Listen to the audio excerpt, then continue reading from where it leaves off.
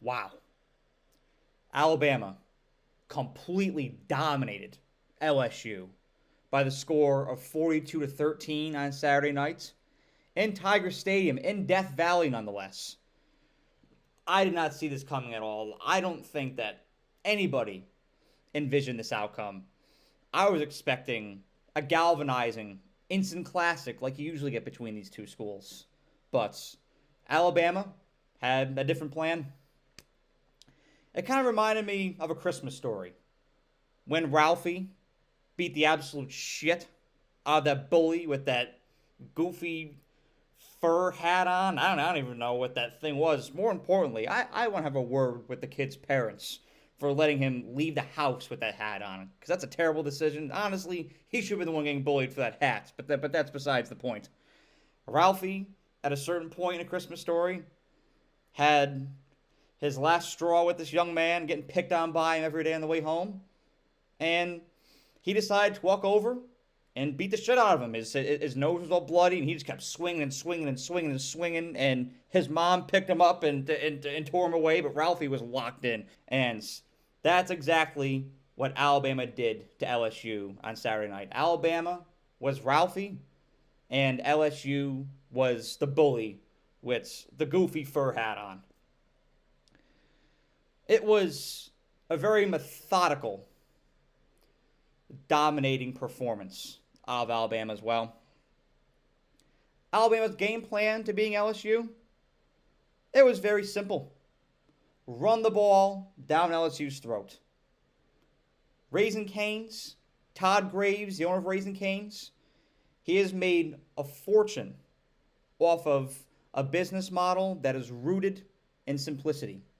The only things on Raising Cane's menu: chicken tenders, chicken sandwiches, slaw, french fries, sweet tea. That's it. No burgers, no hot dogs, no specialty items, nothing else. Just chicken and chicken accessories. And that was Alabama's game plan. That was their business model against LSU. Keep it simple. Run the ball. Why? It works. Chicken tenders work for Raising Cane's. The run game worked for Alabama against LSU. And Texas A&M and South Carolina, in a way, they kind of helped Alabama generate that game plan, because those two teams exposed LSU's ultimate flaw in the best way possible: their inability to stop the run. And LSU struggles against mobile quarterbacks. Texas A&M, who has a mobile quarterback in Marcel Reed, they put up 242 rushing yards on LSU when they played. South Carolina, who has Lenore Sellers, and Grant, he was out for part of the game against LSU. They still put up 243 rushing yards by the help of Rocket Sanders, of course. Alabama, they noticed what those two squads did, and they took notes and they implemented their own game plan. They ran it right down LSU's throats, and I think this was always part of the game plan. It was incorporated, implemented very early on.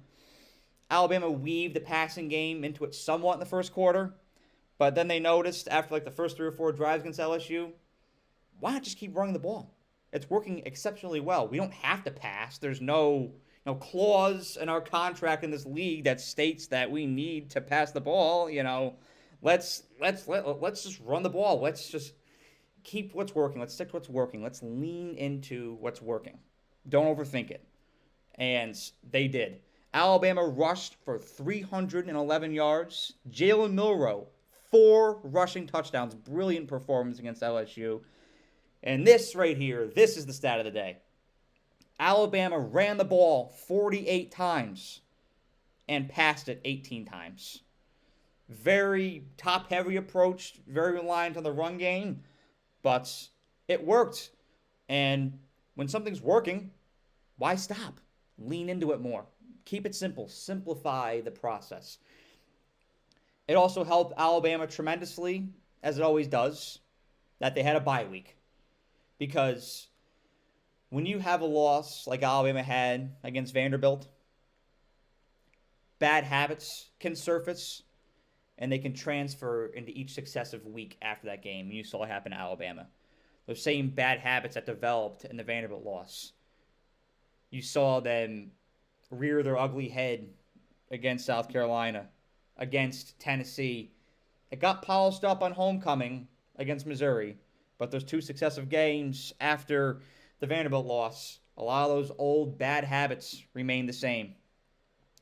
It's very tough when you're in season and you only have a handful of games to prepare for the next opponents to address, acknowledge, and then correct bad habits. It takes that bye week to really hunker down on it.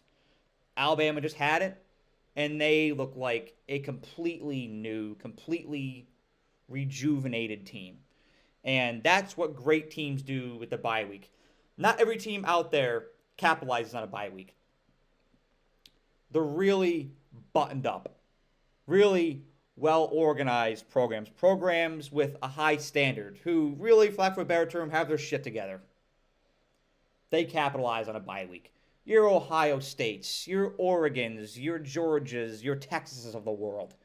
They capitalize on a bye week. The Chiefs with Patrick Mahomes and Andy Reid. The Patriots with Tom Brady and Bill Belichick. They capitalize on a bye week.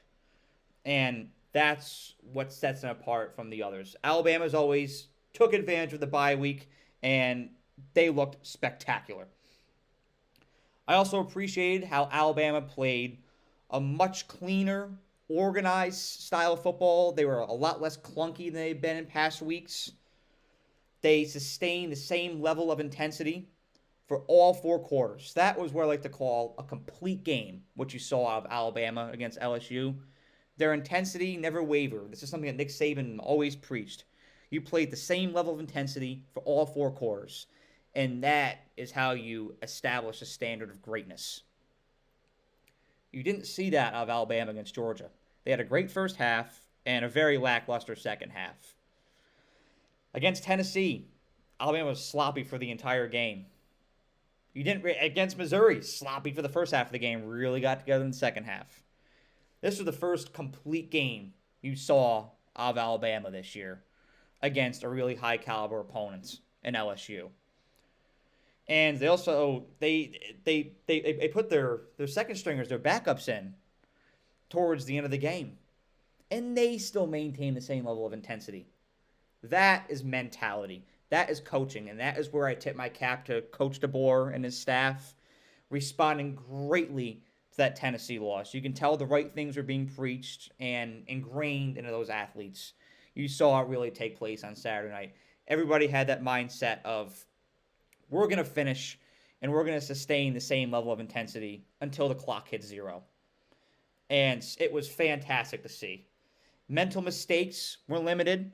There are a lot of question marks about Alabama going into a hostile environment after what we saw in Neyland Stadium a few weeks ago. Alabama was very disorganized, a lot of penalties, very sloppy. They were very buttoned up and very organized, very prepared against LSU. You can get knocked down in a season. You can get exposed. It's all about how you respond to that. And that's all coaching. And that's all Coach DeBoer and his staff, preparing those players. And those players as well, receiving the message and delivering it on the field. Just fantastic performance from Alabama. Let's talk about LSU for a few minutes. I mean, I can't mince my words here. This was an embarrassing loss. This was mortifying. If you're Brian Kelly after this game, what is there really to say? I mean, that's rough. Tiger Stadium was completely empty at the end of the third quarter. I can't remember the last time a team dominated LSU in Death Valley like that. I mean, that was mind-blowing, dumbfounding, baffling, all the words. Garrett Nussmeier, I think it became very clear that when he's on, he's dropping dimes and he's slinging it for over 300 yards. He's fantastic. But when he's not on, and the opposing defense is pressuring him, exposing him, he's prone to make mistakes and throw a lot of interceptions. So when he's not on, all you have is those interceptions. And that's something that going into next year has to be addressed. There's a lot of things about Garrett Nussmeier that I love as a prospect. There's a lot of attributes that he has that I think can translate to the next level. Garrett Nussmeier is a quarterback that has a very high ceiling. But he has some glaring deficiencies and pitfalls that he has to address, acknowledge, and then formulate a response to going into the end of this season and then next season as well. I think he can reach his full potential, but the level of mental mistakes has to be reduced. I know he's a gunslinger. It says that in his 24/7 sports report when he was evaluated going into college, when he was a high school prospect recruit. That's always been his characteristic. That's always been him. He's always been a gunslinger. But the mistakes have to be minimized next year, and LSU has to lean more into his strengths.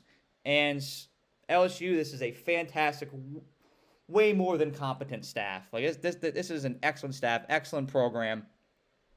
And I know that a lot of people are going to overreact to this loss and say, well, is this the end of Brian Kelly and LSU? Are things going to go south for LSU? LSU is a massive disappointment this year.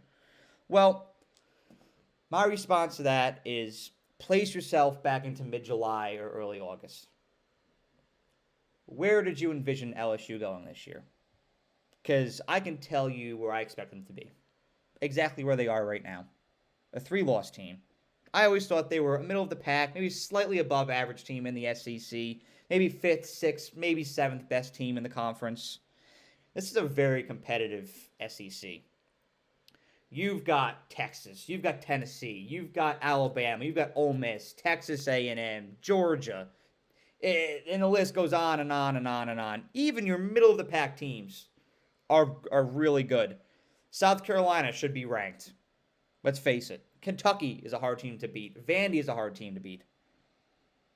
So this is a very competitive conference from top to bottom.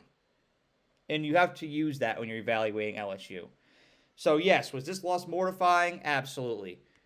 Do a lot of things have to be addressed after this? Yeah, because this is not the LSU standard, and things need to get better in Baton Rouge. Absolutely. I'm in full agreement with that.